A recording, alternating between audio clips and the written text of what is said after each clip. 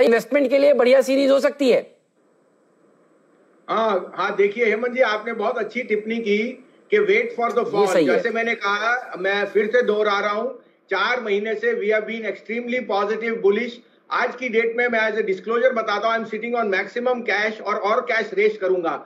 I am not going with the point of buying the fall in August. I will wait for the 15th of August, but I am very very pessimistic on August. मुझे लगता है all good news जो मार्च अप्रैल मई में सबसे ज्यादा negative position FIIs की थी, अब वो सबसे ज्यादा पॉजिटिव है। So they are the perfect barometer of greed and fear. When they are fearful you should be greedy, when they are greedy you should be fearful. So this is the time to raise cash. और आपने सही कहा है, अगर 1 महीने का blip आएगा, जो मैं भी कह रहा हूं 1 महीने का ब्लिप है, तो आपको क्या लेना चाहिए। लेकिन अगर आपके पास कैश है या आपने रेस कर रखा है हेज अपना, तभी आप ले सकते हैं हेमंत जी। ये कहना आसान है, अगर 11,200 से आप उदाहरण के लिए 10,200 चले गए, वहां पे लोगों को घबराहट होती है। इस कारण से अगर आप सिस्टमैटिकली करना चाहते हैं तो अगले 12 हफ्ते का सिप कीजिए। But again I reiterate, don't buy the fall in this month of August. Wait for the market to give you more opportunities. There is much more downside than I am expecting, and I am very very sure that you should be in cash at least for the major part of August. It will be an opportunity, but we have to wait for prices to come to our levels. तो ये देखिए, ये वो हर हफ्ते हर रोज जुड़ते ही हैं। भसीन साहब आपको बताएंगे कब करेक्शन पूरा हो चुका है। लेकिन भसीन साहब, आपने थोड़ा सा हमें डरा दिया है। ये बताइए कितनी करेक्शन आ सकती है, और ठीक भी है आप क्वेश्चन दिखा रहे हैं, कितनी करेक्शन आ सकती है आपके लिहाज से शेयर बाजार में इस सीरीज में। नहीं हेमंत जी, वो तो टाइम से ही पता लगेगा। बट मुझे लगता है now we are at very frothy levels. All good news is in the price.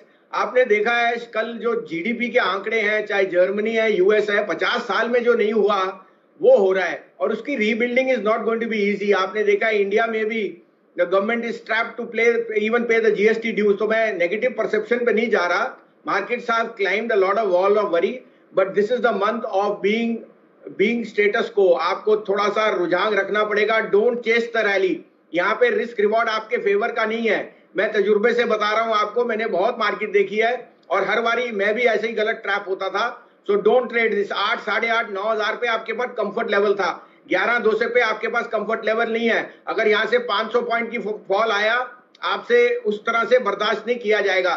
तो एक कॉशन भी है, थोड़ा सा एप्रीहेंशन भी है, थोड़ा तजुर्बा है कि raise cash, there will be better opportunities to buy and we will take it as it comes. ये तो कैश रेस, आरआईएल की चर्चा चल रही है। आरआईएल के नतीजे आपको कैसे लगे? गुड मॉर्निंग सर, बताइए। गुड मॉर्निंग हेमंत, आपको भी, वरिंदर को भी। तो results I think better than expected थे। ऑन द बैक के I didn't expect 140 on the ARPU. और वो ये बता रहा है कि I think all the 3 telecoms are laughing their way to the bank. 120-22 रुपए से शुरू हुआ था जब आरपू जो जियो का था, और 140 हो गया। भारती ने 154। तो these are back to old days. और आई थिंक कैश जनरेशन बहुत है। उन्होंने क्लियरली इंडिकेट किया कि हाइड्रोकार्बन बिजनेस में because of the lockdown pressure था, but retail has again shown good number. तो सम ऑफ पार्ट्स में मिला जुला अच्छे नंबर्स रहे हेमंत, इन एन एटमोस्फियर जहां आपको पता है कि यू हैव टू, जैसे आपने कहा, the tough gets going in a tough environment. Reliance has proven that point. However I think 2100 रुपए में आपको ज्यादा रूम नहीं है ऑन द स्टॉक प्राइस। और जैसे मैंने आपको इंडिकेट किया, August will be a difficult month. So I think the stock will remain range bound, but the numbers are ahead of estimate. Share term में सिर्फ ये 2 प्लेयर्स ही इंडियन मार्केट में टेलीकॉम प्लेयर रह जाएंगे, शायद भारती एयरटेल और जियो। आपकी राय क्या है? Price of I mean this range 580, 560, 650, इस रेंज में आपकी अप्रोच क्या है भारतीय एयरटेल पे? अभी 552 के स्तर पे हल्का सा अगर आप देखें टेक्निकली कमजोर पड़ता हुआ स्टॉक। नहीं बिल्कुल वीरेंद्र, अगर आरपूज इस रेट पे रहे और वो जो जैसे कह रहे हैं 200 और 300, खैर 200 और 300 बहुत थोड़ा लंबे समय में हो गए, because but it's telling you अगर ये डुओपॉली या 2.5 प्लेयर रहेंगे तो they all will stand to make money. Of course the debt overhang will see कि Jio will outperform, but this is a business जिसके बिना आप रह नहीं सकते। आज आप देखिए, आज आप अपनी घरवाली से कम बात करते, लेकिन डेटा को आप छोड़ नहीं सकते, फोन को आप के बिना आप चल नहीं सकते। तो data is the new gold और वो रहेगा। और आई थिंक सस्टेनेबिलिटी, आज भारती ने 12,000 करोड़ का तो एबिटा दिखाया आपको, which is remarkable. It's just that the debt overhang and the spectrum and AGR is going to keep the price. But I would definitely से कि ये 550 रुपए आए, वापस लेने का चेष्टा कीजिए, या आपको 600 रुपए का भाव आपको दिख जाएगा दिवाली तक। तो Bharti again would be a buy on decline. और अगर वो आरपू की ट्रैजेक्टरी ऐसे बताएंगे तो आई थिंक जो best times for the consumer था वो अब नहीं रहेगा, and it will see price inflation which marginally will be borne. But उसके लिए then Vodafone becomes a very good dark horse play. उसने 108 110 के आरपू है, अगर उसके 130 होते हैं तो वोडाफोन का एबिटा बहुत स्ट्रांगली राइज करेगा। तो if the trajectory is higher ARPUs, then I think Vodafone can be a dark horse. Okay, कैसे करेंगे? आपने ये तो बता दिया कि अगस्त सीरीज पर आपका व्यू क्या है, लेकिन ट्रेडिंग के मौके कहां पर आपको नजर आ रहे हैं? हेमंत जी, पहले तो बताऊं, लास्ट वीक आपको दो हमने बहुत ब्रिलियंट फार्मा स्टॉक्स लेके दिए थे और दोनों बहुत आउट परफॉर्म किए। आपको याद है 72-73 में सन फार्मा दिलाया था 500 का टारगेट, कल वो 509 बिका है।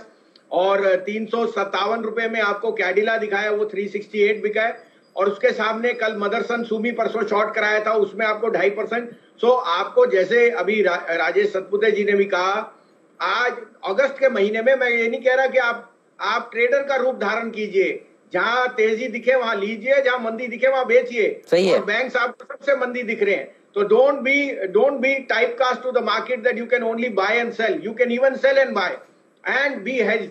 तो मेरे को अगर एक ट्रेड देना है हेमंत जी, अगस्त का सितारा जो होगा वो होगा डीएलएफ। पहली बात तो डीएलएफ में 138 रुपए पे आप अक्यूमुलेट करना सीखिए, अगले 8 हफ्ते के लिए लीजिए। उसका सिंपल रीजन है हेमंत जी, माइंड स्पेस का REIT 7.5% की यील्ड पे 13 टाइम सब्सक्राइब हुआ, and REIT is here to stay. DLF is the largest land bank owner, और जो वो 12-13% पे बोरो करते हैं, they are going to get it at 7.5-8%, which is a very lucrative rate. और उसके लिए that will trend set in motion the unlocking of a lot of land parcels and the liquidity. So DLF का risk reward even in a bearish atmosphere, you must buy DLF। 170 का target है in the next 2 months, maybe in the month of August you see 165।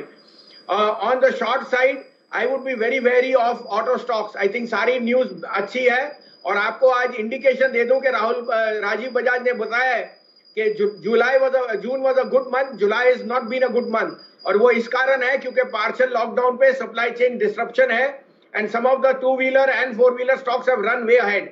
So you must be contrarian and take some short positions in autos and banks, and you can be long on pharma and cement stocks.